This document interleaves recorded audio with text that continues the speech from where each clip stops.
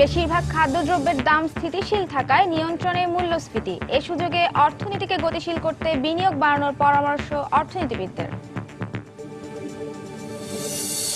কেন্দ্রীয় ব্যাংকের নির্দেশনার পর আবারও চালু হলো আন্তঃব্যাংক এটিএম বুথ সেবা। এখনও সেবা বন্ধ ইস্টার্ন ব্যাংকের।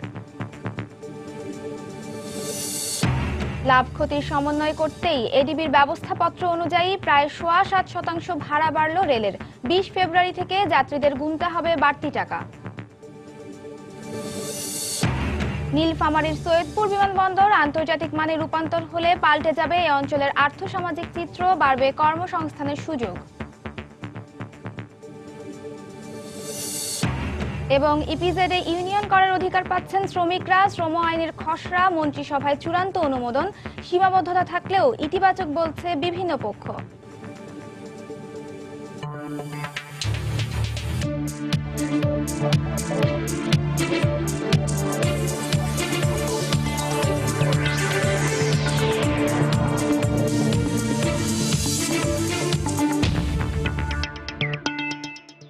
দেখছিলেন শিরোনাম। আমন্ত্রণ জানাচ্ছি দেশ ও দেশের বাইরের অর্থ বাণিজ্যের নানা খবর নিয়ে আমাদের নিয়মিত আয়োজন এ সময়ের বাণিজ্যে। আর আপনাদের সঙ্গে আছি আমি নাজিয়া শাকুর। সেবার মান না বাড়লেও এশিয়ান ডেভেলপমেন্ট ব্যাংক এডিবির প্রেসক্রিপশন অনুযায়ী ৩ বছরের মাথায় ৭.২৩% হারে রেলের ভাড়া বাড়িয়েছে রেলওয়ে। এর অংশ হিসেবে ২০ ফেব্রুয়ারি থেকে বিভিন্ন রুটে যাতায়াতকারী যাত্রীদের সর্বনিম্ন ২০ থেকে সর্বোচ্চ ১৫০ টাকা পর্যন্ত বাড়তি ভাড়া গুনতে হবে। সবশেষ ২০১২ সালে ৫০% হারে ভাড়া বাড়ানো হয়েছিল। বিস্তারিত জানাচ্ছেন কমল দে। নানা অনিয়ম, অব্যবস্থাপনা এবং দুর্নীতি নিয়ে রেলওয়ে যাত্রীদের অভিযোগের শেষ নেই। নানা সমস্যার কারণে যাত্রীদের কাঙ্ক্ষিত সেবা দিতে ব্যর্থ হচ্ছে রেলওয়ে কর্তৃপক্ষ। তারপরে ২০১২ সালের ১ অক্টোবর ৫০% ভাড়া বাড়ানো হয়েছিল। ভাড়া বাড়ানোর সময় সেবার মান বাড়ানোর যে অঙ্গীকার করা হয়েছিল তা পায়নি যাত্রীরা। বেশিরভাগ সিটে সারফোকা, সিটগুলো ভালো হয় না, কিছু সিট ভাঙা থাকে। বাথরুমের অবস্থা ভালো না, অনেক সময় সিটে একটু সমস্যা দেয়, প্রবলেম। ট্রেনের সার্ভিস তো আরো ভালো হওয়া উচিত। যেরকম সার্ভিস এরকম আইলে সিট পাওয়া যায় না, ব্ল্যাকে টিকিট বিক্রি করে। রেল কর্মকর্তারা জানান, বিগত ২০১১-১২ অর্থ বছর রেল পরিচালনা ব্যয় ২৬০% হলো। এডিবির প্রস্তাবনা অনুসরণ করে পরের অর্থ বছরে তা ১৯৪% নামিয়ে আনা হয়। তাই লাভ ক্ষতি সমন্বয় করতে এডিবির প্রেসক্রিপশন অনুযায়ী এবার বাড়ানো হলো ট্রেনের ভাড়া। রেলের কর্মকর্তা কর্মচারীদের বেতন বৃদ্ধি, জ্বালানি তেলের মূল্য বৃদ্ধি এবং রেল পরিচালনার ব্যয় বৃদ্ধির কারণে ভাড়া বৃদ্ধির প্রস্তাব অনুমোদিত হয় এবং তা আগামী ২০ ফেব্রুয়ারি ২০১৬ থেকে কার্যকর হবে। ২০ ফেব্রুয়ারি থেকে কার্যকর বর্ধিত ভাড়া হিসেবে সুবর্ণ এক্সপ্রেসের শীততাপ নিয়ন্ত্রিত কক্ষের যাত্রীদের ৬৭৩ টাকার পরিবর্তে ৭২৫ টাকা, শোভন শ্রেণীর যাত্রীদের ৩৫৩ টাকার পরিবর্তে ৩৮০ টাকা, মহানগর প্রভাতী, গোধূলি এবং তুন্না নিশীতার শোভন শ্রেণীর যাত্রীদের 320 টাকার পরিবর্তে ৩৪৫ টাকা দিতে হবে। একই পদ্ধতি অনুসরণ করে বাড়ানো হয়েছে সবগুলো যাত্রীবাহী ট্রেনের ভাড়া। বর্তমান বাজার মূল্য কথা বিবেচনা করে প্রতিটি জিনিসই ঊর্ধ্ব মূল্যে ক্রয় করতে হচ্ছে। সেটার আলোকে আমাদের এই ভাড়া বৃদ্ধি, বর্তমানে আবার নতুন করে ভাড়া বৃদ্ধি করা ছাড়া কোনো গতান্তর নেই। যাত্রীদের পাশাপাশি পণ্য এবং কন্টেনার পরিবহনও ভাড়া বেড়েছে। চট্টগ্রাম বন্দর থেকে ঢাকা কমলাপুর আইসিডিতে পাঠানো ২০ ফুট সাইজের কন্টেনারের ভাড়া ১৫,০০০ টাকার পরিবর্তে ১৬,১০০ টাকা, ৪০ ফুট সাইজের কন্টেনারের ক্ষেত্রে ভাড়া ২১,০০০ টাকার পরিবর্তে ২২,৬০০ টাকা দিতে হবে। কমল দে, সময় সংবাদ, চট্টগ্রাম। ভাড়া বাড়িয়েও বন্ধ করা যাচ্ছে না রাজধানীর সিএনজি অটোরিকশা চালকদের স্বেচ্ছাচারিতা। বাংলাদেশ যাত্রী কল্যাণ সমিতির সাম্প্রতিক এক জরিপ মতে এখনও ৬২% অটোরিকশা চলে চুক্তিতে। আর যাত্রীদের চাহিদা মতো গন্তব্যে যেতে রাজি না হওয়ার জন্য রয়েছে হাজারো অজুহাত। আছে খুশি করার নামে বাড়তি ভাড়া আদায়ের প্রবণতা। বিআরটিএ এসব অভিযোগ স্বীকার করে বলছে, সিএনজি মিটারে চলাচল শতভাগ কার্যকর করতে সাধ্যমতো চেষ্টা করছেন তারা। মোস্তাফিজুল হক আকাশের ছবিতে, বিস্তারিত আতিকুর রহমান তামালের রিপোর্টে। কল্যাণপুর ভাড়া ৮০ টাকা বলছেন, ১০০ টাকা চাইতেছে। কেন বলছেন যে ১০০ টাকা নেবেন? ইনি বলছে যে ভাই ৮০ টাকা দিবেন। রাজধানীর অটোরিকশা চালকেরা আবার ফিরেছেন আগের চরিত্রে। ১০০ টাকা হওয়ার কথা না, আমরা মিটারে যাবো, তাই না নাকি? তো সেটা কি ঠিক? ঠিক না। নগরীতে মিটার সহ ও মিটার ছাড়া এই দু ধরনের অটোরিকশার বাইরেও আরও এক ধরনের অটোরিকশা চলে। ধূসর রঙের এই অটোগুলোর মিটার নেই, যাত্রী পরিবহনের অনুমতিও নেই, কিন্তু যাত্রী নিতে ভাড়া হাঁকেন ইচ্ছে মতো। পুলিশ মিটার নাই, মানে প্রাইভেট গাড়ি চালাচ্ছে। এটা তো আমি বুঝি, আপনারা তো কোনো কিছু শিখাইব না। বাংলাদেশ যাত্রী কল্যাণ সমিতির সাম্প্রতিক এক জরিপ দেখাচ্ছে, নভেম্বরে বাড়তি ভাড়া কার্যকরের পর বেশিরভাগ অটো মিটারে চললেও এখন ৬২ ভাগই আর তা মানছে না। বকশিস দাবি করে ৮১ ভাগ, আর যাত্রীদের পছন্দের গন্তব্যে যেতে চায় না ৭৩ ভাগ চালক, আর মিটারই নেই ৩৮ ভাগ অটোতে। আমরা প্রায় ১০৯৩টা সিএনজি অটো রিক্সা দেখেছি এবং প্রায় ১২০০ যাত্রীর সাথে আমরা কথা বলেছি। সরকার যদি আন্তরিকভাবে চেষ্টা চালায়, আমরা মনে করি এখান থেকে উত্তরণ ঘটানো সম্ভব। যাত্রী তো বটেই, অনেক চালকের অভিযোগ এক শ্রেণীর চালকের চুক্তিভিত্তিক চলাচলের কারণে ভুগছেন তারাও। অনেক গাড়ি ঢাকা মেট্রো গাড়ি মিটারে চালায় না, তারা কন্টাকে ভাড়া মারে, আর ওরা যদি কন্টাকে ভাড়া মারে একজনের লাগে ১০ জন নষ্ট। ওনারা মিটারে চলতে রাজি না, আর যদিও মিটারে চলতে লাগে ওদেরকে বেশি টাকা দিতে হইব। আর আপনি বিশ্বাস নেই, আপনি ক্যামেরা এটা থন, আমার সাথে চলেন, দেখেন একটা যায় কিনা, একটা যাবো না। কর্তৃপক্ষ বলছেন, ৩ চাকার এই যানকে শৃঙ্খলায় আনতে তারা নিয়মিত অভিযান পরিচালনা করছেন। কত পার্সেন্ট এটা আমরা কমপ্লেন দেখে মনে করতে পারি যে শতভাগ চলে না, এটা আমরা বলতে পারি। এখন কত পার্সেন্ট চলছে সেটা তো বলা যাবে না। শতভাগ চলে না যে আপনার মিটারে, এটার সত্যি কথা এটা। বিআরটি এর হিসেবে নগরীতে নিবন্ধিত সিএনজি অটোরিকশার সংখ্যা প্রায় ১০,০০০, আর যাত্রী কল্যাণ সমিতি বলছে প্রাইভেট লেভেলযুক্ত এবং অবৈধ অটোরিকশার সংখ্যাও ওই সংখ্যার কাছাকাছি। যদিও ভাড়া বাড়ানো হয়েছে, তারপরও নিয়ম মানানো যায়নি সব সিএনজি চালককে। যাত্রীরা বলছেন, মিটারে চলার এই শুভ উদ্যোগটিকে টিকিয়ে রাখতে হলে প্রয়োজন সরকারের কঠোর নজরদারি। আতিকুর রহমান কামাল, সময় সংবাদ, ঢাকা। কয়েক মাস ধরে বেশিরভাগ খাদ্যদ্রব্যের দাম স্থিতিশীল থাকায় নিয়ন্ত্রণে রয়েছে সাধারণ মূল্যস্ফীতি। তবে ভোক্তারা বলছেন, এর খুব বেশি সুফল পাচ্ছেন না তারা। এদিকে নিম্নমুখী মূল্যস্ফীতির সুবিধাকে কাজে লাগিয়ে অর্থনীতিকে গতিশীল করতে বিনিয়োগ বাড়ানোর পরামর্শ দিচ্ছেন অর্থনীতিবিদরা। আর চাল সহ রবি শস্যের উৎপাদন বাড়ার পাশাপাশি আন্তর্জাতিক বাজারে জ্বালানি তেল সহ আমদানি পণ্যের দাম কমায় মূল্যস্ফীতি আরও কমবে বলে মনে করেন পরিকল্পনা মন্ত্রী। বিস্তারিত কামরুল হাসান সবুজের রিপোর্টে। সরকারি হিসেবে গত ৫ বছরে অনেকটাই সহনীয় পর্যায়ে নেমে এসেছে মূল্যস্ফীতির হার। পুরোপুরি লক্ষ্যমাত্রা অর্জিত না হলেও অবস্থান ছিল কাছাকাছি। পরিসংখ্যান বলছে ২০১০-১১ অর্থ বছরে সাধারণ মূল্যস্ফীতি যেখানে ১০.৯২% ছিল, ৫ বছরের ব্যবধানে ২০১৪-১৫ অর্থ বছরে তা নেমে আসে ৬.৪১%।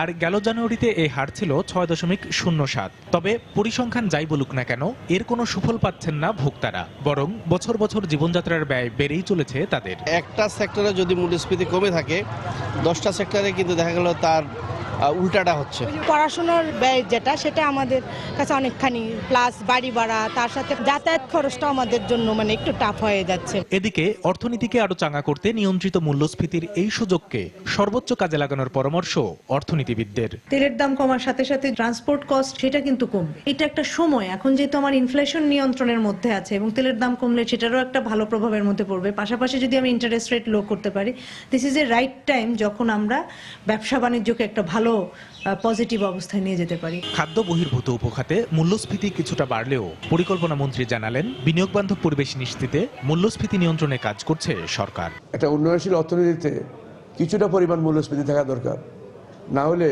যারা বিনিয়োগ করবেন তারা উৎসাহ হারিয়ে ফেলবেন। আমাদের কারেন্সি এখন একটু অ্যাপ্রিসিয়েটিং টেন্ডেন্সি আছে, তো এই অ্যাপ্রিসিয়েটিং টেন্ডেন্সি থাকলে আমাদের মূল্যস্ফীতি তো বাড়বে না, আরও কমে আসবে, যেহেতু আন্তর্জাতিক বাজারে জিনিসপত্রের দাম কমছে আর আমাদের লোকাল প্রোডাকশনও ভালো হয়েছে। চলতি অর্থ বছর মূল্যস্ফীতি নির্ধারিত লক্ষ্যমাত্রা ৬.২০% মধ্যেই থাকবে বলে মনে করেন সংশ্লিষ্টরা। কামরুল হাসান সবুজ, সময় সংবাদ, ঢাকা। দর্শক, আমরা রিপোর্টে দেখলাম, এবারে এই বিষয়ে বিস্তারিত জানতে আলোচনায় চলে যাচ্ছি ঢাকা বিশ্ববিদ্যালয়ের সহযোগী অধ্যাপক ডক্টর মোহাম্মদ হেলালের কাছে। স্যার, আপনাকে সময় স্টুডিওতে স্বাগত জানাচ্ছি। আমরা রিপোর্টটি দেখলাম মূল্যস্ফীতি নিয়ে, আজ আমাদের আলোচনার বিষয় মূল্যস্ফীতি, জীবনযাত্রার ব্যয়, এসব নিয়ে আমরা দেখছি আসলে আপাত দৃষ্টিতে মূল্যস্ফীতি কমছে। এটা কি আসলে কেন্দ্রীয় ব্যাংকের মুদ্রানীতির সফল মুদ্রানীতির ফলাফল বলে মনে করেন আপনি? এখানে একটা মনে রাখতে হবে যে এখন কেন্দ্রীয় ব্যাংকের চ্যালেঞ্জটা তো আপনার মূল্যস্ফীতি না। এখন কেন্দ্রীয় ব্যাংকের চ্যালেঞ্জটা হলো আপনার কীভাবে বিনিয়োগ বাড়ানো যায়। এবং আমরা জানি যে এখন বলতে আপনার গত বেশ অনেক দিন ধরে আপনার এই সার্বিকভাবে অর্থনীতির যে অস্থিরতাটা, সেটা হলো কেন আমরা আপনার বিশেষ করে আপনার আমাদের বেসরকারি বিনিয়োগ যেটা, সেটা বাড়াইতে পারছি না। এখন আপনি যদি বলেন যে সফলতা কিনা, ঠিক আছে, সফলতা বলতে গেলে আপনার সেন্ট্রাল ব্যাংক যেই তার পলিসির যে আপনার বিভিন্ন যে ডাইমেনশন আছে সেগুলোতে সেন্ট্রাল ব্যাংক যা করতে যাচ্ছে অনেক ক্ষেত্রে হয়তো সেন্ট্রাল ব্যাংক ইফেক্টিভলি করতে পারছে না, কারণ কোনো কোনো ক্ষেত্রে আপনার সেন্ট্রাল ব্যাংক ভূমিকা পালন করতে গেলে সহায়তা করতে পারে না। এখন এখানে আপনার এই পর্যায়ে সবচেয়ে বড় চ্যালেঞ্জটা আমাদের বিনিয়োগ। তো সেই বিনিয়োগটা বাড়ানোর ক্ষেত্রে কিন্তু আপনার সেন্ট্রাল ব্যাংকের করণীয় খুব বেশি কিছু নাই এখন। কেন নাই? কারণ আপনি জানেন যে ব্যাংকে টাকা পড়ে আছে, ব্যাংকে তারল্য আছে। আপনি জানেন যে আমানতের যে আপনার হার, সুদের হার সেটা অনেক কমেছে। ইভেন আপনার এই ঋণের যে সুদের হার সেটাও কিন্তু বেশ খানিকটা কমেছে, আরো কমবে।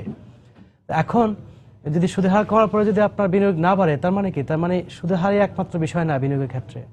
বিনিয়োগের ক্ষেত্রে আরো অনেকগুলো বিষয় আছে, সুদের হার হলো একটা বিষয়। তাহলে অন্যান্য যে বিষয়গুলো আছে সেখানে আমরা হয়তো মানে এই মূল্যস্ফীতির ক্ষেত্রে যে আমরা ড্রাস্টিক আপনার একটা কি বলে আপনার পজিটিভ ট্রেন্ড দেখছি, কিন্তু অন্যান্য ক্ষেত্রে কিন্তু সেগুলো আমরা দেখছি না। এখন মূল্যস্ফীতি যদি বেশি থাকে তাহলে কি হয়? আমি যদি 100 টাকা আজকে ধার করি কারো কাছ থেকে, আর মূল্যস্ফীতি যদি আপনার 6% থাকে, আমি যদি 106 টাকা তাকে 1 বছর পরে দিই, তাহলে আজকের 100 টাকা আর 1 বছর পরে 106 টাকা এক কথা। ফলে আমি যদি তাকে রিটার্ন দিতে চাই তাহলে ওই 106 টাকা উপরে কত দিলাম, তাই না? এখন ওই মূল্যস্ফীতি যত কম থাকবে ততই দেখা গেছে কি করেন আপনি ওই যে উপরে দেওয়ার যে ব্যাপারটা, আমি যদি 6% যদি মূল্যস্ফীতি থাকে, 100 টাকা নিয়ে 160 টাকা দিলেই তার 1% থাকে। আর যদি আপনার মূল্যস্ফীতি যদি 10% থাকে তাহলে 111 টাকা যদি আমি দিই তাহলে তারপর তার 1 টাকা থাকে। তো সেক্ষেত্রে আপনার বিনিয়োগের ক্ষেত্রে যেটা হয় যে যখন আপনার এই মূল্যস্ফীতি আপনার নেমে আসে তখন আপনি ইন্টারেস্ট রেটটাকে নামায় নিয়ে আসতে পারেন, কারণ আপনি ইন্টারেস্ট কম হলেও আপনার ওই মূল্যস্ফীতি বাদে বাকি বিনিয়োগের ক্ষেত্রে আসলে নিয়ন্ত্রিত মূল্যস্ফীতিটা একটা ভূমিকা রাখতে পারে বলে আপনি মনে করছেন? না, ওটা সবসময় হয়, এটা সবসময় হয় যে মূল্যস্ফীতি যদি কমে যায়, হ্যাঁ, তখন আপনার মানে সুদের হার যেটা সাথে সাথে না একটু সময় লাগে, কিন্তু সুদের হারটা আপনার কমে আসে। আর মূল্যস্ফীতি যদি বেড়ে যায় সেটা আপনার ওভার টাইম এই আপনার সুদের হার বেড়ে যাবে। এখন আমাদের কনসার্নটা কি, একটা কনসার্ন হলো আপনার সুদের হারটা কীভাবে কমানো যায়। তো সেটা আমরা জানি যে আমাদের কমেছে, এবং সেন্ট্রাল ব্যাংক চাইলে মানে সেন্ট্রাল ব্যাংক কিন্তু চেষ্টা করছে যে কিভাবে আপনার বিনিয়োগ বাড়ানো যায়। কিন্তু ব্যাংকে যদি টাকা থাকে তাহলে সেন্ট্রাল ব্যাংকে খুব করণীয় থাকে না, যে ব্যাংকে এনাফ টাকা আছে কিন্তু বিনিয়োগকারীরা নিচ্ছে না, সেখানে সেন্ট্রাল ব্যাংক কী করবে? আর অনেক সময় যেটা হয় যে আপনার মনে করেন যে আপনি দেখবেন যে এই মাঝে মধ্যে আপনি 2011 দিকে দেখবেন যে বিনিয়োগকারীরা টাকা চাচ্ছে কিন্তু ব্যাংকে টাকা নাই, তখন আপনার সেন্ট্রাল ব্যাংকে করার থাকে। সেন্ট্রাল ব্যাংক তখন কী করে? আপনার মানির ফ্লো বাড়িয়ে দিয়ে, সাপ্লাই বাড়িয়ে দিয়ে, হ্যাঁ, আপনার সাপ্লাই যে প্রবৃদ্ধি সেটাকে বাড়িয়ে দিয়ে তখন অনেক বেশি টাকার ফ্লো তৈরি করে আপনার। এটা তো গেল বিনিয়োগের কথা, কিন্তু আসলে জনজীবনে তো এর খুব বেশি একটা প্রভাব দেখা যাচ্ছে না। মানে এই সফলতাটা শুধুমাত্র কাগজ কলমেই, আমরা জানি যে 6.45% বা এই ধরনের কিছু একটা রেট আমরা জনগণের সামনে দিচ্ছি, কিন্তু বাজারে যখন মানে কেনাকাটা করতে যাচ্ছে তখন কিন্তু ঠিকই খরচ হচ্ছে, বা বাড়ি ভাড়া বলেন আর সবকিছু মিলিয়ে কিন্তু আসলে জনগণকে বাড়তি টাকা খরচ করতে হচ্ছে। এখন একটি মনে রাখতে হবে যে আপনি এই যে ইন্টারভিউতে বললেন যে হ্যাঁ কিছু জিনিসের দাম কমেছে কিন্তু অনেক জিনিসের দাম বেড়ে গিয়েছে। এখন এই ইন্ডেক্সটা যেটা যদি আমরা এটাকে বিশ্বাস করি তাহলে এটা তো আপনার মনে করেন যে কয়েকশো পণ্য আছে এর মধ্যে, ঠিক আছে, তার মধ্যে কিছু খাদ্যদ্রব্য আছে, খাদ্যদ্রব্যের বাইরে আপনারা দেখবেন যে আপনি ইলেকট্রিসিটি বিল থেকে শুরু করে প্রত্যেকটা জিনিস এখানে আছে, নন ফুড অনেক কিছু আছে। ফলে আপনি যখন কয়েকশো আপনার দ্রব্যের আপনার যে প্রাইস সেইগুলোকে আপনার ওয়েট দিয়ে দিয়ে আপনি কিন্তু একটা ইন্ডেক্স ক্যালকুলেট করছেন, তো অবশ্যই মনে করেন যে আপনার সব কিছুর দাম কমে নাই, কিছু দাম মানে বেড়েছে, কিছু দাম কমেছে, এবং বেশিরভাগ জিনিসের দাম কমেছে বলেই আপনি দেখতে পাচ্ছেন যে মূল্যস্ফীতিটা আপনার নেমে এসছে। এখন ভোক্তা লেভেলে হয় কি, তারা চান যে প্রত্যেকটা জিনিসের যদি দাম কমে আসতো তাহলে ভালো হতো, সেটা ঠিক, কিন্তু আপনি যদি মূল্যস্ফীতি দেখেন আপনার যদি 6.5 থেকে যদি আপনার 6 আসে কত কমলো, এবং সেটা কিন্তু আপনার মনে করেন যে একটা ভোক্তার লেভেলে হয়তো উনি হয়তো প্রভাবটা দেখবেন না, যে তার লাইফ জীবনযাত্রা সেটা অনেক ইজি হয়ে গেছে সেটা এরকম দেখবেন না। কিন্তু সেজন্য ওনারা যেটা করবেন, কিছু পণ্য যেগুলোর দাম বাড়ছে, হ্যাঁ, সেগুলো কিন্তু উনি বলবেন যে এগুলোর দাম বেড়েছে। এখন কথা হলো যে দাম তো বাড়বেই, আপনি মূল্যস্ফীতি যদি 6.5% থাকে তাহলে কি হয়, 100 টাকা জিনিসটা 106.5 টাকা হবে, আর যদি 6% থাকে তাহলে 100 টাকা জিনিসটা 106 টাকা হবে। তার মানে কি, মূল্যস্ফীতি কিন্তু বলছে দাম কিন্তু আপনার বাড়ছে, মূল্যস্ফীতিকে বলে না কিন্তু যে আপনার দাম কমবে, শুধু বলছে যে আগের বছর যে হারে বাড়ছিল এবছর একটুখানি কম হারে বাড়ছে। বলে এই যে আপনার মানে যেটা বললেন ভোক্তারা যে কই আমরা তো দেখছি বাজারে গিয়ে জিনিসপত্রের দাম বাড়ছে, এই মূল্যস্ফীতি কিন্তু বলছে না যে দাম কমছে, বলছে আগের বছরের তুলনায় আগের বছর যে হারে বাড়ছে তার থেকে একটু কম হারে বাড়ছে, বাট ওভারঅল দাম 6% বাড়ছে। সেক্ষেত্রে কি স্যার আপনার মনে হয় যে আমরা যেই সুবিধাটা নিচ্ছি না, আন্তর্জাতিক বাজারে জ্বালানি তেলের দাম কমছে, সেই সুবিধাটা যদি আমরা নিতে পারি তাহলে কিছুটা হলেও আসলে আমাদের ভারসাম্য থাকবে? একটা মনে রাখতে হবে, আপনার সুবিধা নিচ্ছে না কথা ঠিক না, কে নিচ্ছে সেটা কথা। এখন আপনার মনে করেন যে আন্তর্জাতিক বাজারে তেলের দাম কমেছে, সরকার কমাচ্ছে না, তাহলে এই সুবিধাটা কি সরকার নিচ্ছে না? সরকার নিচ্ছে। সরকার নিচ্ছে মানে কি সরকারের ট্যাক্সে নিচ্ছে না, রেভিনিউ পলিসিতে নিচ্ছে। ফলে একসময় সরকার কি করতো, ট্যাক্সের টাকা দিয়ে আপনার সাবসিডি দিত। এখন কি করছে, আপনার ওই ট্যাক্স কম করছে, অথবা যতটা ট্যাক্স করা লাগবে সরকারে করা লাগছে না, কারণ ওখানে আপনার ওই তেলের দাম অ্যাডজাস্ট না করার কারণে এখানে আপনার সরকার সারপ্লাস পাচ্ছে। এখন কথা হলো যে সরকার পাচ্ছে। এখন যদি আপনি বলেন যে হ্যাঁ ভোক্তা কিভাবে পাবে, তাহলে সরকারকে কি করতে হবে, সেটা আপনার নামিয়ে নিয়ে আসতে হবে, তাহলে ভোক্তার লেভেলে এর প্রভাব পড়বে। এবং আপনি জানেন যে এই যে উৎপাদনের ক্ষেত্রে আপনার উৎপাদনের যে খরচ, সকল উৎপাদনে কিন্তু আপনার এনার্জি লাগে, তাই না, এই আপনার শক্তি লাগে। তো সেই জায়গাটাতে আপনার যদি এটা যদি কমে আসে, তাহলে আপনি হয়তো মূল্যস্ফীতির ক্ষেত্রে আরেকটা ভূমিকা দেখতে পারেন। এখন সেক্ষেত্রে আপনার সরকার যে টাকাটা নিয়ে যে আপনার খরচ করছে, যদি বিকল্পভাবে ট্যাক্স করতে হয় বা অন্যভাবে টাকা রেজ করতে হয়, তারও কিন্তু একটা প্রভাব পড়বে। তো সেই হিসাবে আমরা স্ট্রেট বলতে পারি না, কিন্তু আমি মনে করি যে আপনি বহির্বিশ্বে আমরা যে এক্সপোর্ট করছি, যেখানে কম্পিট করছি, সেই দেশগুলো, ধরেন আমার চায়নাতে যদি আপনার ওই জ্বালানি তেলের দাম যদি কমে যায়, তাহলে তার তো খরচ কমে যাচ্ছে। আমি যদি না কমাই, তাহলে আমার কিন্তু খরচ কমছে না। তাহলে আমি যে জায়গায় গিয়ে চায়নার সাথে কম্পিট করছি, সেখানে কিন্তু চায়না কম্পিটিটিভ এজটা একটু বেড়ে যাবে। এখন যদি এমন হয়ে থাকে যে চায়নার সাথে আমার অনেক গ্যাপ, আমি অনেক উপরে আছি, চায়না একটু অ্যাডজাস্ট করলে আমার সমস্যা হবে না, সেক্ষেত্রে হয়তো আমরা আপাতত প্রভাব দেখবো না। আর যদি এমন হয় যে কিছু জায়গায় আমি কাছাকাছি চায়নার আছি, চায়না যখন জ্বালানি তেলের দামটা অ্যাডজাস্ট করছে, আমি করছি না, তাহলে আমি একটু পিছিয়ে পড়ে যাচ্ছি, আমার উৎপাদন খরচ বেড়ে যাচ্ছে, বা বিশ্বে হচ্ছে আমি প্রতিযোগিতায় পিছিয়ে পড়ছি। তো সেটা হলো কতটা পড়ছি সেটা একটা বিষয় আর কি। কারণ আমি যে কথাটা বললাম যে যদি এমন হয় যে আমার যে প্রতিযোগিতা তার থেকে এমনি আমার অনেক কস্ট কম আছে, আর একটু কস্ট অ্যাড, আমার যদি এটা যদি কস্ট একটু কমেও যায়, আমার খুব সমস্যা হবে না, কোন জায়গায় কটটুক আছে। এখন অ্যাবসলিউটলি বলতে পারি না যে সব ক্ষেত্রে এটা আপনার মনে করেন বাইন্ডিং হবে, সব ক্ষেত্রে আপনার মনে করেন যে আমি অন্যরা আমাকে ছাড়া যাবে, কিন্তু কিছু কিছু ক্ষেত্রে তো হতেই পারে। আমি মনে করি যে এটা সমন্বয় করা, অর্থমন্ত্রী বলেছেন যে এটা সমন্বয় করবেন, আমি মনে করি সমন্বয় করা উচিত, অনেকটা আপনার কমেছে। স্যার আমরা বলছিলাম খরচ বাড়ছে, মূল্যস্ফীতির ইন্ডেক্স যাই দেখাক আমাদের খরচ বাড়ছে, কিন্তু আমাদের আয়ও তো বাড়ছে। গত একটা পরিসংখ্যানে দেখেছি, পরিসংখ্যান ব্যুরোর এক জরিপে দেখা গেছে যে আমাদের আসলে স্বাধীনতার পর থেকে এখন পর্যন্ত আমাদের আয় বেড়েছে 11 গুণ, আর সম্প্রতি আমাদের মাথাপিছু আয়ও বেড়েছে। আপনি জানেন, আসলে এটাকে কিভাবে দেখছেন, খরচ বাড়ছে আয়ও তো বাড়ছে? একটা মনে রাখতে হবে আপনার যে আপনি যদি স্বল্প মেয়াদে দেখেন, আপনি যদি এই যে সরকার যে স্কেলটা দিয়েছে, সেখানে আপনি দেখবেন আপনার হাইস্ট লেভেলে আপনার কত 4.5% আপনার মনে করেন যে বাড়ছে। আপনার প্রতি বছর আপনার 4.5% আপনার তার ইনকাম বাড়বে, বেতনটা বাড়বে বেসিকটা। এখন 4.5% যদি বাড়ে আর আপনার ইনফ্লেশন যদি 6% হয়, তাহলে সেক্ষেত্রে আপনি জানবেন যে এই 2% কিন্তু আপনার এই ক্রয় ক্ষমতা কমে যাবে। সেটা তো একটা বিষয় আছে।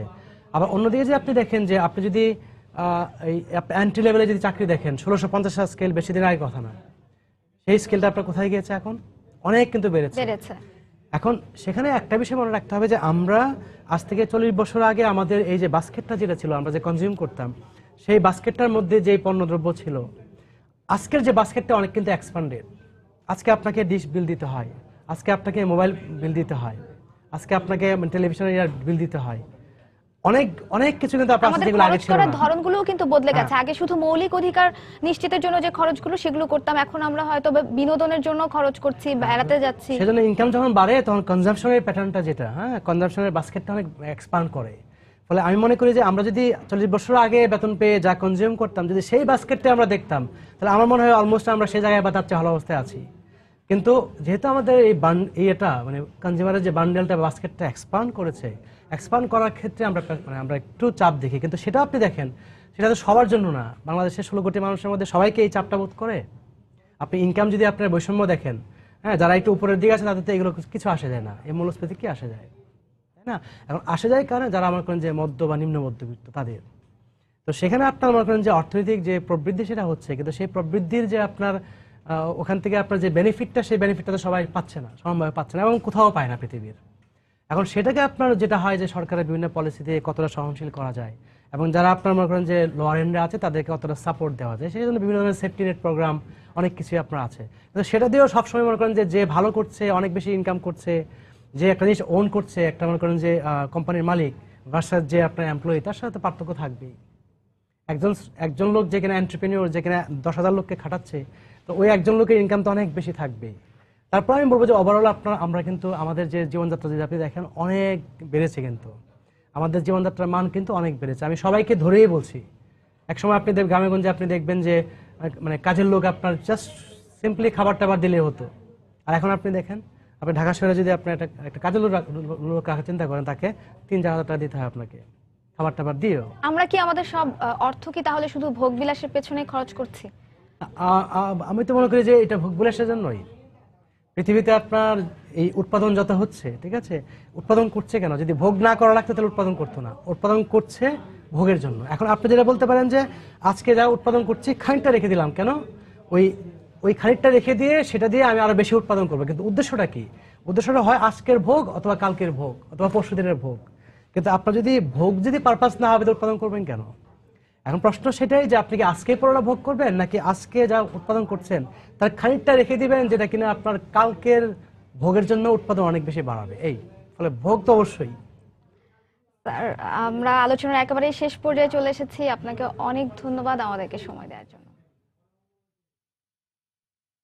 দর্শক, ঢাকা বিশ্ববিদ্যালয়ের সহযোগী অধ্যাপক ডক্টর মোহাম্মদ হেলালের সঙ্গে কথা বলছিলাম মূল্যস্ফীতি, বর্ধিত আয়, জীবনযাত্রার ব্যয় নিয়ে। পরের খবরে যাচ্ছি। রংপুর বিভাগের একমাত্র সৈয়দপুর বিমানবন্দরটি নেপাল, ভুটানের ট্রানজিট সহ আন্তর্জাতিক মানে রূপান্তর করা হলে পাল্টে যাবে এই অঞ্চলের ব্যবসা বাণিজ্য সহ আর্থসামাজিক চিত্র। সৃষ্টি হবে ব্যাপক কর্মসংস্থানের, এমনটাই মনে করছেন ব্যবসায়ীরা।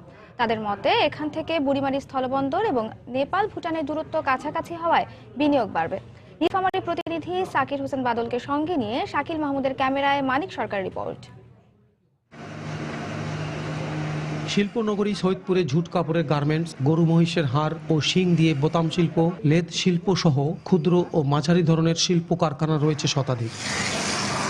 এসব শিল্প প্রতিষ্ঠানের উৎপাদিত পণ্য দেশের চাহিদা মিটিয়ে পাঠানো হচ্ছে ভারত, ভুটান, নেপাল সহ বিভিন্ন দেশে। কিন্তু যোগাযোগ ব্যবস্থার অনগ্রসরতার কারণে ব্যবসায়ীরা এসব মালামাল সঠিক সময় নির্ধারিত গন্তব্যে পৌঁছাতে পারছেন না। এ কারণে তারা চাচ্ছেন এখানকার বিমানবন্দরটিকে আন্তর্জাতিক মানে রূপান্তর করা। জুট কাপড় থেকে আমরা ট্রাউজার, প্যান্ট, জ্যাকেট এগুলো তৈরি করে স্থলবন্দর দিয়ে রপ্তানি করি, এতে আমাদের অনেক সময় লাগে। যদি আমাদের এটা আন্তর্জাতিক একটা বিমানবন্দর যদি হয়ে যায়, তাহলে আমরা সেই মালটা ইউরোপ কান্ট্রি বলেন, সিঙ্গাপুর বলেন, যেখানে আমরা রপ্তানি করতে পারবো। ব্যবসায়ী নেতারা বলছেন এখানে আন্তর্জাতিক বিমানবন্দর হলে গড়ে উঠবে হোটেল, মোটেল সহ অন্যান্য প্রতিষ্ঠান। শুধু ব্যবসা বাণিজ্য হবে তা না, পাশাপাশি অনেক লোকের কর্মসংস্থান হবে, আর্থসামাজিকতার উন্নয়ন এভাবেই হবে।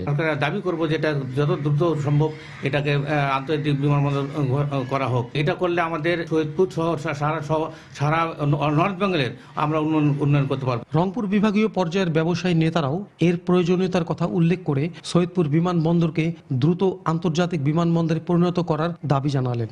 অবকাঠামোগত সমস্যার কারণে কিন্তু এই অঞ্চলে ব্যবসা বাণিজ্যের সম্প্রসারণ ঘটতেছে না। অতএব শিল্প বাণিজ্যকে টেকসই করতে হলে, উন্নয়ন করতে হলে এই অঞ্চলে এই আন্তর্জাতিক বিমানবন্দরটির কোনো বিকল্প নাই। বর্তমানে সৈয়দপুর বিমানবন্দর দিয়ে বাংলাদেশ বিমানের একটি সহ 4টি বিমানে প্রতিদিন প্রায় 300 যাত্রী যাতায়াত করেন। মানিক সরকার, সময় সংবাদ, নীলফামারী।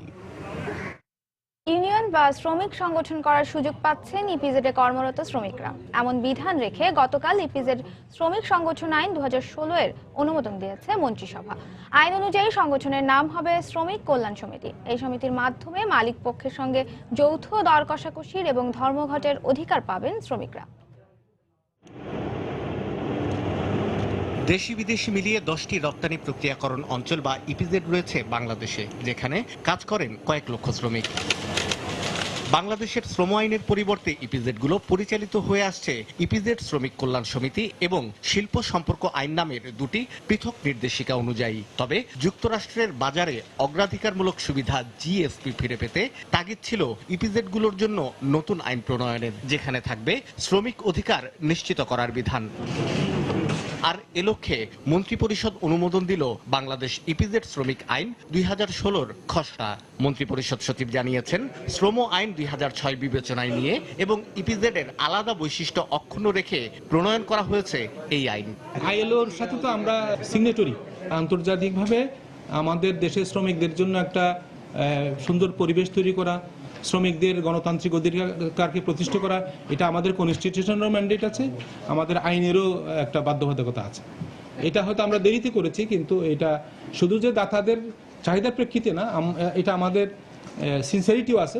নতুন আইনে সংগঠন এবং যৌথ দর কষাকষির অধিকার পাবেন শ্রমিকরা। এছাড়া শ্রমিকদের জন্য থাকবে 12 সদস্যের স্থায়ী মজুরি বোর্ড। সংগঠনের অধিকার আপনারা জানেন যে আগে ছিল না, দীর্ঘদিনের দাবির প্রেক্ষিতে এই অধিকারটা এখানে আইনে আনা হয়েছে।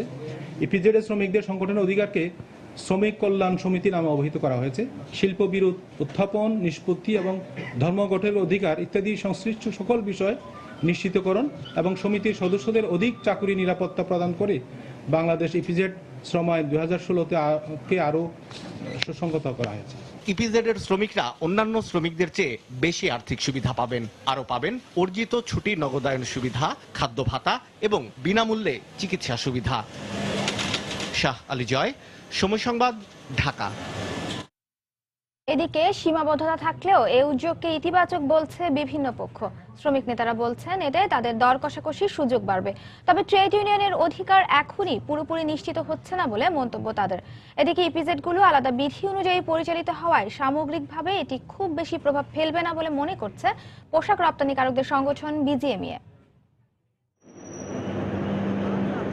যুক্তরাষ্ট্র, ইউরোপীয় ইউনিয়ন সহ বিদেশি ক্রেতারা দীর্ঘ সময় ধরে বাংলাদেশের ইপিজেডগুলোতে ট্রেড ইউনিয়ন চালু করার দাবি জানিয়ে আসছিল। তবে পৃথক বিধি দ্বারা পরিচালিত ইপিজেডগুলোতে এতদিন সিলেক্টেড ওয়ার্কার্স অ্যাসোসিয়েশন থাকলেও ট্রেড ইউনিয়নের অধিকার ছিল না। এছাড়া নানা অজুহাতে শ্রমিক ছাঁটাইয়ের অভিযোগ ছিল।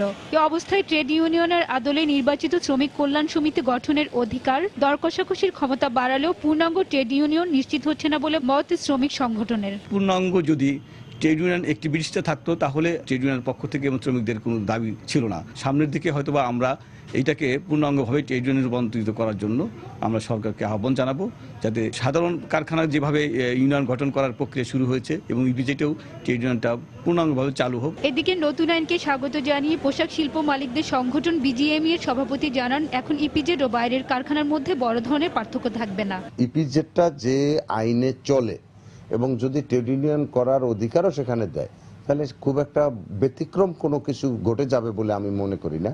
কারণ ইপিজেডে welfare committee, elected welfare committee অনেক আগের থেকেই আছে। বাংলাদেশে একটা শ্রম আইন আছে, বিধি দ্বারা পরিচালিত হয়, সেই আইন আমরা মেনে চলবো। সেটা ইপিজেডের ভিতরে হোক বাইরে হোক, সব জায়গায় মানা উচিত। অর্থনীতিবিদদের মতে অর্থনৈতিক উন্নয়নে ভূমিকা না রাখলেও এই আইন যুক্তরাষ্ট্রের জিএসপি ফিরে পাওয়ার ক্ষেত্রে সহায়তা করবে। জিএসপিতে যেভাবে আলোকপাত করা আছে শর্তের মধ্যে, তার সাথে পূর্ণাঙ্গভাবে এটি কম্প্যাটেবল না হলেও এটিকে এক ধাপ অগ্রগতি হিসেবে অবশ্যই বিবেচনার সুযোগ রয়েছে। ইপিজেডে কর্মরত শ্রমিকদের ক্ষেত্রে তাদের জীবনমান, অধিকার এবং কর্মপরিবেশের ক্ষেত্রে এই ধরনের ওয়ার্কার ওয়েলফেয়ার অ্যাসোসিয়েশন এবং তাদের সেখানে সরাসরি ভয়েস রেজ করার যে সুযোগটা, এটা একটা ভূমিকা রাখবে বলে মনে হয়। ইপিজেড শ্রম আইনে দুর্ঘটনায় নিহত শ্রমিকদের 2 লাখ টাকা ও আহত শ্রমিকদের 2,25,000 টাকা ক্ষতিপূরণ ছাড়াও নারী শ্রমিকদের পূর্ণ বেতনে 6 মাসের মাতৃত্বকালীন ছুটি দেওয়ার বিধান রাখা হয়েছে। হাজার শিউলি, সময় সংবাদ, ঢাকা। জ্বালানি মন্ত্রণালয় অস্বীকার করলেও রামপাল বিদ্যুৎ কেন্দ্র চালুর পর নৌযান চলাচল বাড়লে সুন্দরবনের পরিবেশের উপর নেতিবাচক প্রভাব পড়বে বলে মন্তব্য করেছেন অর্থমন্ত্রী আবুল মাল আব্দুল মুহিত। তবে এ প্রকল্প থেকে এখন আর ফিরে আসার সুযোগ নেই বলেও জানান তিনি। গতকাল সন্ধ্যায় অর্থমন্ত্রীর সঙ্গে সৌজন্য সাক্ষাৎ করেন বিশ্বব্যাংকের পরিবেশ বিষয়ক একটি প্রতিনিধি দল। এ সময় মন্ত্রী তাদের জানান, সরকারের হাতে নেওয়া প্রতিটি প্রকল্পেই পরিবেশ রক্ষার বিষয়টি গুরুত্বের সঙ্গে বিবেচনা করা হয়। পরে তিনি সাংবাদিকদের এক প্রশ্নের জবাবে বলেন, রামপাল বিদ্যুৎ কেন্দ্র চালু হলে পরিবেশের উপর তার কিছু নেতিবাচক প্রভাব পড়বেই। এছাড়া দেশের সমতল ভূমিতে কয়লা ভিত্তিক বিদ্যুৎ কেন্দ্র স্থাপনের আর সুযোগ নেই উল্লেখ করে ভবিষ্যতে দেশের দক্ষিণাঞ্চলের উপকূলীয় এলাকাতেই কয়লা বিদ্যুৎ কেন্দ্র স্থাপন করা হবে বলেও জানান অর্থমন্ত্রী।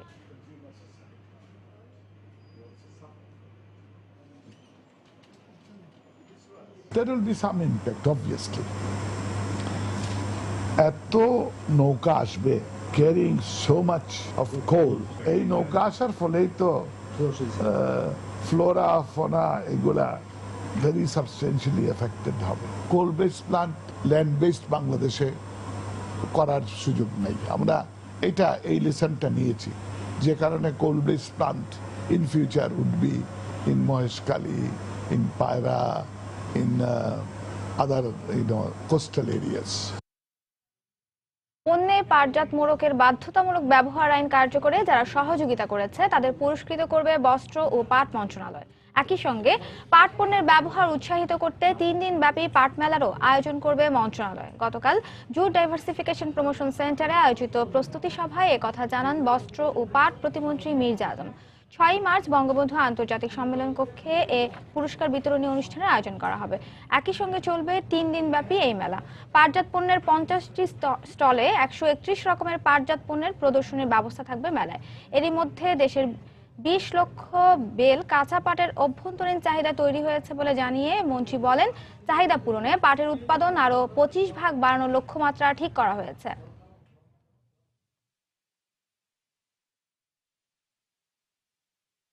এই ম্যান্ডেটরি প্যাকেজিং অ্যাক্ট যারা এই আইনটি বাস্তবায়নের জন্য আমাদের সহযোগিতা করেছিল, বিশেষ করে আমাদের আড়ত মালিক সমিতি, রাইস মিল মালিক সমিতি, সড়ক পরিবহন মালিক সমিতি, শ্রমিক ফেডারেশন সহ স্বরাষ্ট্র এবং অর্থ মন্ত্রণালয়, খাদ্য মন্ত্রণালয় সকলের সহযোগিতা নিতে হয়েছে।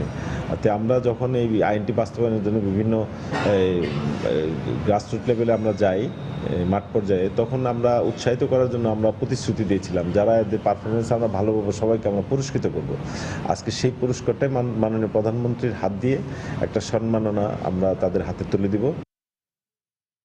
আগামী 18 ফেব্রুয়ারি শুরু হতে যাচ্ছে আন্তর্জাতিক পাওয়ার ও বিল্ডিং কনস্ট্রাকশন প্রদর্শনী 2016। রাজধানীর বসুন্ধরা আন্তর্জাতিক কনভেনশন সেন্টারে 3 দিন ব্যাপী এই প্রদর্শনীর আয়োজন করছে Kites International Trade and Exhibition Private Limited. এ উপলক্ষে গতকাল রাজধানীর 7 হিল হোটেলে এক সংবাদ সম্মেলনের আয়োজন করা হয়। এ সময় উপস্থিত ছিলেন কাইটসের ডিরেক্টর আক্তার ঝর্ণা ও আরুন মেজ। সংবাদ সম্মেলনে বলা হয়, এবারের প্রদর্শনীতে সর্বাধুনিক প্রযুক্তি ও পণ্য নিয়ে প্রায় 90টি কোম্পানি অংশ নেবে। এতে বাংলাদেশের নির্মাণ শিল্প এবং জ্বালানি ও বিদ্যুৎ খাতের ব্যবসায়িক সম্ভাবনার দ্বার উন্মোচিত হবে বলেও জানানো হয়।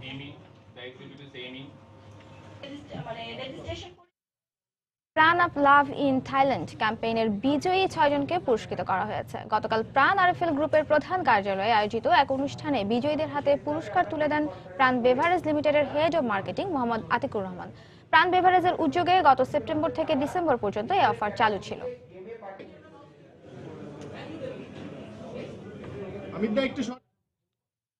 উত্তরার আমির কমপ্লেক্সে যাত্রা শুরু করেছে বেক্সি ফেব্রিক্সের নতুন শাখা। গতকাল জনপ্রিয় কথা সাহিত্যিক ইমদাদুল হক মিলন এর উদ্বোধন করেন। এ সময় বেক্সি ফেব্রিক্সের পক্ষ থেকে আলহাজ হাসানুদ্দিন মোল্লা, ইমদাদুল হক সহ প্রতিষ্ঠানের অন্যান্য সদস্যরা উপস্থিত ছিলেন। নতুন শাখা থেকে পণ্য কিনলে আগামী 1 মাস 15% ছাড়ের সুযোগ পাবেন ক্রেতারা।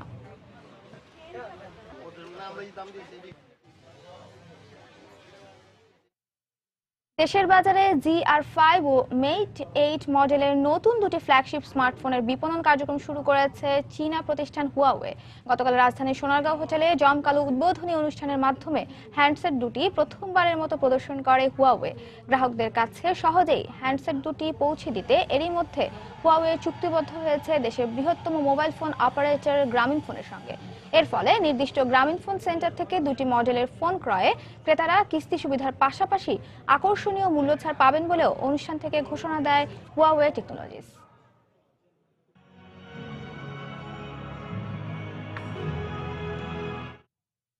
বাণিজ্যিক ব্যাংকগুলোর নতুনভাবে স্থাপিত এটিএম বুথে বাধ্যতামূলকভাবে এন্টি স্কিমিং ও পিন শিল্ড ডিভাইস রাখার নির্দেশ দিয়েছে বাংলাদেশ ব্যাংক।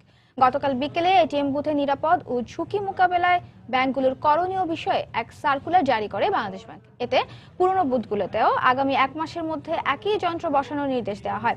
এছাড়াও প্রতিদিন এটিএম বুথে আর্থিক লেনদেনের ভিডিও ফুটেজ পর্যবেক্ষণ ও কোনো সন্দেহজনক বিষয় থাকলে সে বিষয়ে কার্যকর ব্যবস্থা নিতে হবে বলেও জানানো হয়। এছাড়াও জালিয়াতি প্রতিরোধে বুথের নিরাপত্তারক্ষীদের প্রশিক্ষণ ও সতর্কতা বাড়াতে ব্যাংকগুলোতে প্রয়োজনীয় ব্যবস্থা নিতে বলা হয়েছে।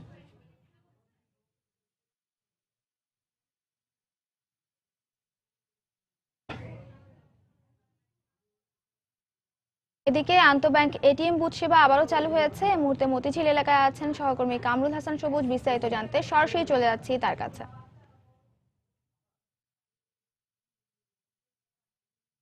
যে আপনি জানেন কয়েকদিন হলে গত 2 দিন হলে যে আন্তঃব্যাংকিং এটিএম সেবা নিয়ে গ্রাহক ভোগান্তি হচ্ছিল, সেই ভোগান্তিটা কিন্তু আমরা আজকে সকাল থেকে নগরের বিভিন্ন জায়গায় কিন্তু গিয়েছি এবং সেখানে দেখেছি বিভিন্ন ব্যাংকেই কিন্তু তারা আন্তঃব্যাংকিং যে এটিএম সেবা সেই সেবাটা কিন্তু পাচ্ছেন। তবে কোনো কোনো ব্যাংকে কিন্তু সেই সেবাটা চালু হয়নি, যদিও তাদের নিজস্ব যে গ্রাহক আছে, নিজেদের গ্রাহক, তারা কিন্তু সেই সেবা পাচ্ছেন। তো তারা বলেছেন যে তাদের যে ব্যক্তিগত সিকিউরিটির জায়গাটা আরও নিশ্চিত হয়ে তারপরে তারা কিন্তু এই সেবাটা চালু করবেন। তো এখন পর্যন্ত একটি ব্যাংক আমরা পেয়েছি যে ব্যাংকে সেই সেবাটা কিন্তু আন্তঃব্যাংকিং সেবাটা চালু হয়নি, বাদ বাকি সব ব্যাংকেই কিন্তু আমরা দেখেছি এই যে আন্তঃব্যাংকিং এটিএম সেবাটা কিন্তু পাচ্ছে। তো সবচেয়ে বড় কথা যে যারা সিকিউরিটির দায়িত্বে থাকেন এটিএম বুথে তারা কিন্তু বেশ কিছুটা অ্যালার্ট হয়েছেন আগের চেয়ে। তারা সবসময় অ্যালার্ট থাকেন, কিন্তু এখন কিন্তু আরও বেশি অ্যালার্ট হয়েছেন। অর্থাৎ গ্রাহক তাদের এটিএম বুথ ব্যবহারের জন্য যে নির্দিষ্ট সময় পান, অর্থাৎ যে একটা ট্রানজ্যাকশন করার জন্য যে সময় লাগে সেই সময়ের অতিরিক্ত সময় থাকছে কিনা বা থাকলে কি কি করছেন সেই জিনিসগুলো কিন্তু তারা মনিটরিং করছেন একটু আগের চেয়ে বেশি সজাগভাবে। এর সাথে কিন্তু যে গ্রাহক যখন এটিএম বুথে যাচ্ছেন তারা হেলমেট পরে যাচ্ছেন কিনা বা সাথে কোনো কিছু নিয়ে যাচ্ছেন কিনা, এবং যদি নারী গ্রাহক হয়ে থাকেন তারা বোরখা পরে যাচ্ছে কিংবা মুখ ঢেকে যাচ্ছেন কিনা, এই জিনিসগুলো কিন্তু তারা লক্ষ্য করছেন। অর্থাৎ ডিভাইস বসানোর কোনো সুযোগ নিচ্ছেন কিনা, বা যে কয়েকদিন আগে যে ঘটনা ঘটেছে স্কিমিং ডিভাইস বসিয়ে যে গ্রাহকের যে ব্যক্তিগত পিন নাম্বার বা গোপন তথ্য বের করে তারপরে যে টাকা উত্তোলন করার ঘটনা ঘটছে, তো সেই জায়গা থেকে কিন্তু তারা সতর্ক আছে। এবং এভাবে কিন্তু এখন পর্যন্ত আমরা কিন্তু নগরের ভেতরে কিন্তু এটিএম আন্তঃব্যাংকিং সেবা নিয়ে খুব গ্রাহক ভোগান্তির মানে কোনো অভিযোগ আমরা কিন্তু এখন পর্যন্ত পাইনি। তো না যে এই ছিল আজকের মতো এখন এই পর্যন্ত যে ঢাকা শহরের মধ্যে যে আন্তঃব্যাংকিং যে এটিএম সেবা নিয়ে তার সর্বশেষ খবর। আবারও চালু হয়েছে আন্তঃব্যাংক এটিএম বুথ সেবা, আর সে খবরই জানছিলাম সহকর্মী কামরুল হাসান সবুজের কাছ থেকে। টমেটোর দাম কমে যাওয়ায় বিপাকে পড়েছেন ময়মনসিংহের চরাঞ্চলের চাষিরা। বর্তমান বাজার দরে উৎপাদন খরচই উঠছে না বলে জানান তারা। মৌসুমের শুরুতে 25 কেজি টমেটো 800 থেকে 1200 টাকা পর্যন্ত বিক্রি হলেও বর্তমানে বিক্রি হচ্ছে 1 থেকে 200 টাকায়। এদিকে মাঠ পর্যায়ের কৃষি কর্মকর্তারা বলছেন টমেটোর দাম কমে যাওয়ায় ব্যাপক ক্ষতির মুখে পড়েছেন কৃষকরা। হোসেন আলীর তোলা ছবি নিয়ে হারুনুর রশিদের রিপোর্ট। সবজি ভান্ডার হিসেবে পরিচিত ময়মনসিংহের চরাঞ্চলে এবার মাচা পদ্ধতিতে টমেটো আবাদ হয়েছে। তাতে বাম্পার ফলন হলেও হাসি নেই কৃষকের মুখে। টমেটোর দাম কমে যাওয়ায় বিপাকে পড়েছেন চাষিরা। গত 15 দিনের ব্যবধানে দাম কমে গেছে কয়েক গুণ। বর্তমান বাজার দরে উৎপাদন খরচই উঠবে না বলে জানান তারা। আর স্থানীয় বাজারে টমেটো নিয়ে বসে থাকলেও দেখা মিলছে না পাইকারের। আগে ক্যারেট বেচছি 500 টাকা, ওখানে ক্যারেট হলে 100 টাকা, 200 টাকা, 250 টাকা, এরকম 100 টাকা খরচ আছে। আমরা ব্যস্ত আছি 4 টাকা 5 টাকা কেজি, আর ঢাকা নিয়ে ব্যস্ত আছে 30 টাকা 25 টাকা কেজি, কিন্তু মাঝখানে টাকাটা আমরা পাই না। অনেক কৃষকের তোলাই খামা দিচ্ছে, কারণ শ্রমের বিনিময়ে এটা তুইলা বাজারজাত করা খরচে আসলে উঠে আসে না। টমেটো আগে তো 1200 টাকা ক্যারেট বেচতাম, অনেক 100 টাকা ক্যারেট, 150 টাকা ক্যারেট এরকম। আগে তো টমেটো নিলে মনে করেন বাজার হওয়ার লগে লগে বিক্রি হয়ে যেত, এখন তো আর বিক্রি হয় না। মাঠ পর্যায়ের কৃষি কর্মকর্তারাও বলছেন টমেটোর দাম কমে যাওয়ায় ব্যাপক ক্ষতির মুখে পড়েছেন কৃষকেরা। দাম কমে যাওয়াতে কৃষকেরা অনেক ক্ষতিগ্রস্ত। তারা পোষায় নিতে হইলে এই এলাকা থেকে অন্য এলাকায় যদি সরকারি উদ্যোগে মানে পাঠানোর ব্যবস্থা করা যায়, তাহলে আশা করি আগামীতে এই ক্ষতি থেকে তারা বাঁচবে এবং উৎসাহিত হবে আরো বেশি করে করার জন্য। এবছর জেলায় 1500 হেক্টর জমিতে বাণিজ্যিকভাবে টমেটো আবাদ করা হয়েছে। ময়মনসিংহের চরাঞ্চলে বিপুল পরিমাণ সবজি উৎপাদন হলেও সুষ্ঠু বাজার ব্যবস্থাপনা ও সংরক্ষণের অভাবে প্রতি বছরই লোকসান গুনতে হয় এ অঞ্চলের কৃষকদের। এ অবস্থায় একটি পাইকারি সবজির বাজার ও হিমাগার স্থাপনের দাবি স্থানীয়দের। বুড়োরচরের কুষ্টিয়াপাড়া থেকে হারুনুর রশিদ, সময় সংবাদ, ময়মনসিংহ। এবারে দেশের বাইরের অর্থ বাণিজ্যের খবর। জানুয়ারিতে চীনের রপ্তানির পরিমাণ 6.6% কমে 1.1 ট্রিলিয়ন ইউয়ানে পৌঁছেছে। ডলারে এ পরিমাণ 17,500 কোটি ডলার। একই সময়ে আমদানি 14.4% কমে দাঁড়িয়েছে 7,73,750 কোটি ইউয়ানে। দেশটির কাস্টমস অধিদপ্তরের তথ্য অনুযায়ী বৈদেশিক বাণিজ্যে উদ্বৃত্ত 12.2% বেড়ে দাঁড়িয়েছে 40,620 কোটি ইউয়ান। রপ্তানি অন্যান্য সময়ের তুলনায় কমলেও গেল মাসে আমদানির তুলনায় রপ্তানি বেশি হওয়ায় একে দেশের অর্থনীতির জন্য ইতিবাচক হিসেবে দেখছে চীন সরকার। গেল বছর আশঙ্কাজনক হারে কমেছে চীনের রপ্তানি বাণিজ্যের পরিমাণ।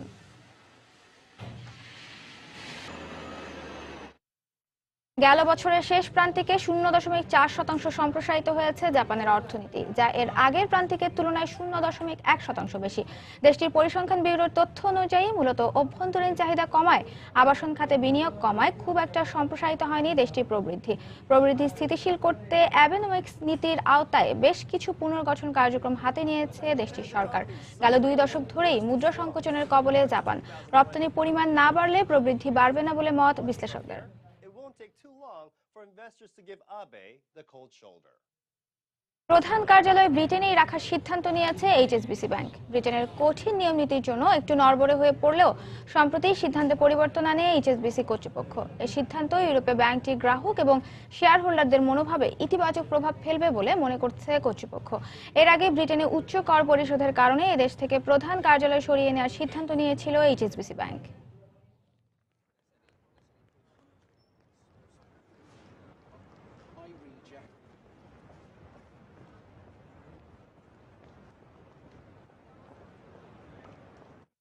দর্শক, এবারে জানিয়ে দেব ঢাকা স্টক এক্সচেঞ্জের লেনদেন পরিস্থিতি। চলে যাচ্ছে ডিএসসির ওয়েবসাইটে।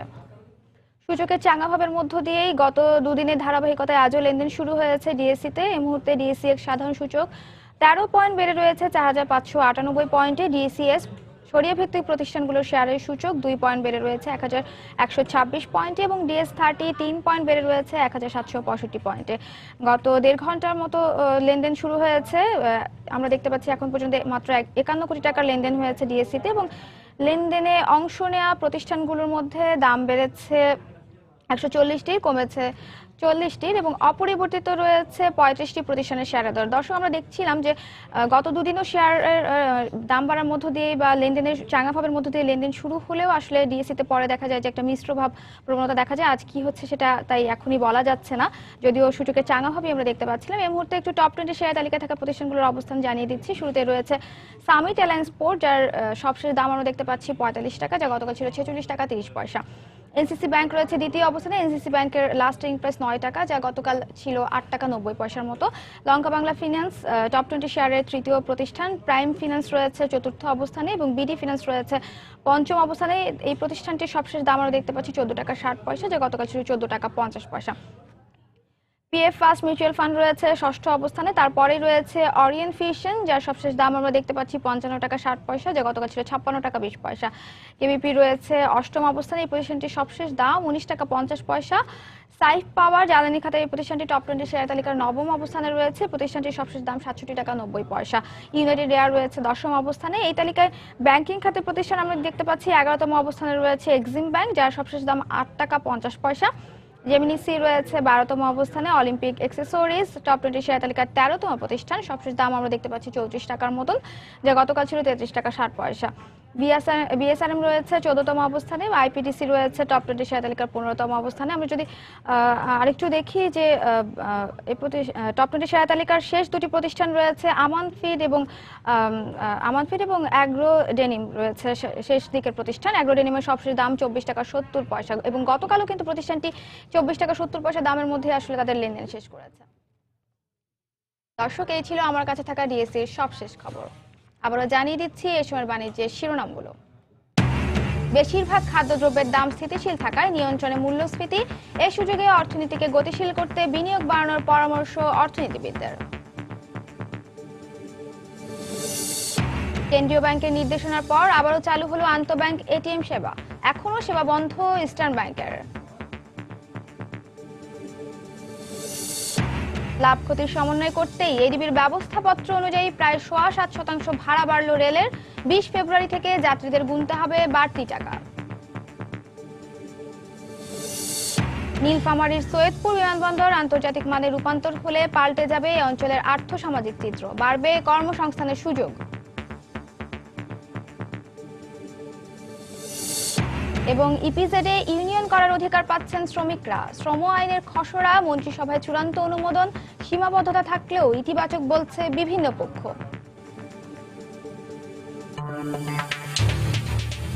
এই ছিল এই সময়ের বাণিজ্য। যে কোনো খবর পেতে ভিজিট করুন সময় নিউজ.tv। সঙ্গে থাকুন সময়ের।